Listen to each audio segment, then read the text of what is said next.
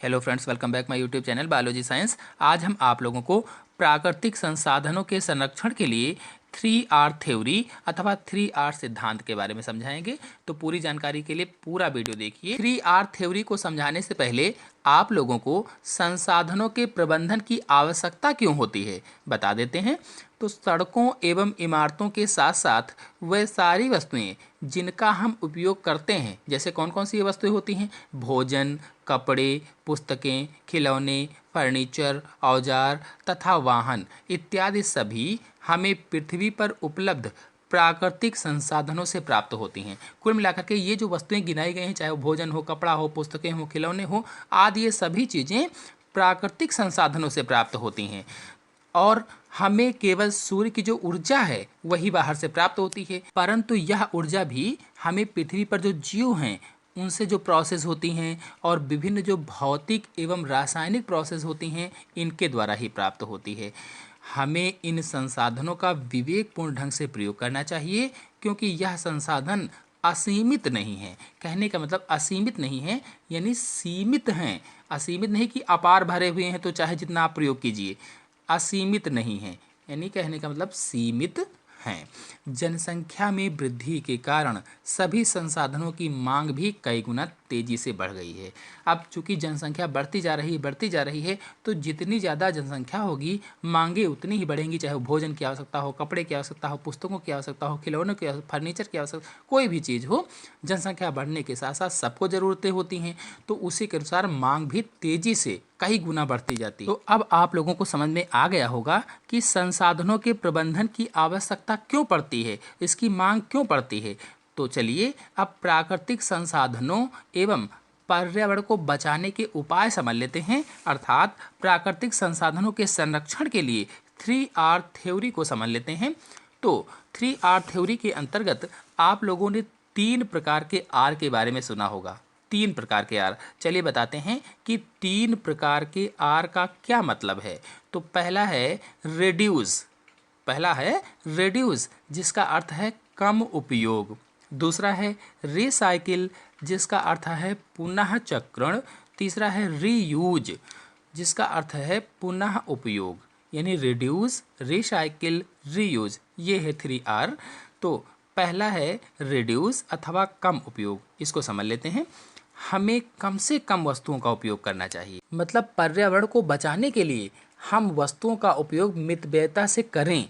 हम बिजली के पंखे और बल्ब का स्विच बंद करके बिजली बचा सकते हैं, अर्थात हम घर से कहीं जा रहे हैं तो घर का पंखा बंद कर दें, बिजली का बल्ब आदि ये सभी चीज़ें बंद करके जाना चाहिए। जिन जिन चीज़ों का उपयोग ना हो बंद करके ही जाएं या बंद कर दें उनको, और कोशिश करें कि कम से कम उपयोग करें।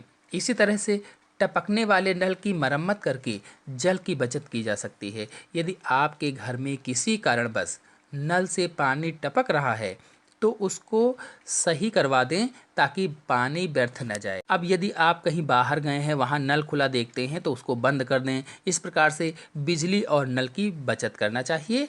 आहार व्यर्थ नहीं करना चाहिए, मतलब बहुत से लोग खाने को भी खराब कर देते हैं और बाद में फेंक देते हैं। तो आहार को या भोजन को खराब ना करें, जितनी ज़रूरत है उतना ही बनाएं और जितनी भूख है उतना ही थाली में लें, उतना ही परोसें, ताकि खराब ना हो, व्यर्थ ना हो। इस प्रकार से विद्युत, जल, भोजन, कोयला, पेट्रोलियम आदि बहुत सी चीज़ों की बचत करके प्राकृतिक संसाधनों का संरक्षण किया जा सकता है। फिर आते हैं दूसरे प्रकार के आर, रिसाइकिल अथवा पुनः चक्रण पर।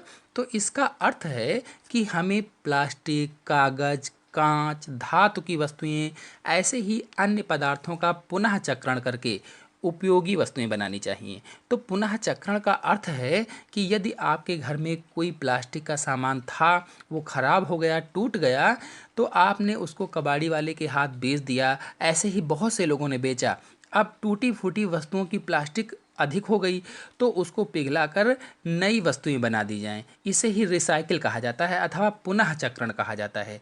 तो जैसे बेकार चीज़ों का ढेर लगा है, अब उसमें से प्लास्टिक अलग कर ली जाए, कागज़ अलग कर लिया जाए, ऐसे ही कांच को अलग कर लिया जाए और इन सब के अलग अलग प्रकार की अलग अलग चीज़ें बनाई जाएं। यानी प्लास्टिक से प्लास्टिक वाली, कांच से कांच वाली, कागज़ से कागज़ वाली, तो ये सब पुनः चक्रण कहलाता है, रिसाइकिल कहलाता है। चलिए अब आते हैं तीसरे प्रकार के आर, रीयूज पर अथवा पुनः उपयोग पर। तो यह पुनः चक्रण से भी अच्छा तरीका है, क्योंकि पुनः चक्रण में कुछ ऊर्जा व्यय होती है, लेकिन पुनः उपयोग या रीयूज में हम किसी भी वस्तु का बार बार उपयोग करते हैं। जैसे लिफाफे को फेंकने की अपेक्षा हम फिर से उपयोग में ला सकते हैं। अर्थात लिफाफे में आप कुछ लेकर आते हैं तो वह वस्तु निकाल कर लिफाफा फेंक देते हैं, तो फेंकने के बजाय उस लिफाफे को हम फिर से उपयोग कर सकते हैं किसी चीज़ को रखने के लिए। इसी तरह से विभिन्न खाद्य पदार्थों के साथ आई प्लास्टिक की बोतलें, डिब्बे आदि का उपयोग रसोई घर के वस्तुओं को रखने में किया जा सकता है। मतलब हम लोग बहुत सी खाने पीने की चीज़ें लाते हैं जिसमें प्लास्टिक की बोतलें मिलती हैं, डिब्बे मिलते हैं, तो इन चीज़ों को उपयोग करने के बाद इन बोतलों और डिब्बों को फेंके नहीं, बहुत से लोग क्या करते हैं फेंक देते हैं, तो इनको फेंकना नहीं चाहिए, बल्कि इनका उपयोग रसोई घर में कर लेना चाहिए। क्योंकि रसोई घर में बहुत से ऐसे सामान होते हैं, बहुत सी ऐसी चीज़ें होती, वस्तुएं होती हैं जो अलग अलग डिब्बों में रखी जाती हैं, अलग अलग बोतलों में रखना पड़ता है, तो इन सभी चीज़ों का पुनः उपयोग कर लेना चाहिए। 3 प्रकार के आर क्या हुए, रिड्यूस, रिसाइकिल, रीयूज, यानी कम उपयोग, पुनः चक्रण और पुनः उपयोग। इन पर प्रश्न भी कई सारे बनते हैं, परीक्षा में पूछे जाते हैं। जैसे प्रश्न पूछा गया कि 3 आर में से पहले आर का क्या नियम है। फिर ऐसे ही इसी को दूसरी तरह से पूछ लेते हैं कि कम उपयोग पर्यावरण संरक्षण में कैसे उपयोगी है। फिर दूसरे तरह से प्रश्न पूछा जाता है कि 3 आर में से दूसरे आर का क्या अर्थ है, या 3 आर में से तीसरे आर का क्या महत्व है, या इसी को कह लिया कि पुनः उपयोग पर्यावरण संरक्षण में कैसे उपयोगी है। तो ये अलग अलग तरह से पूछा जाता है।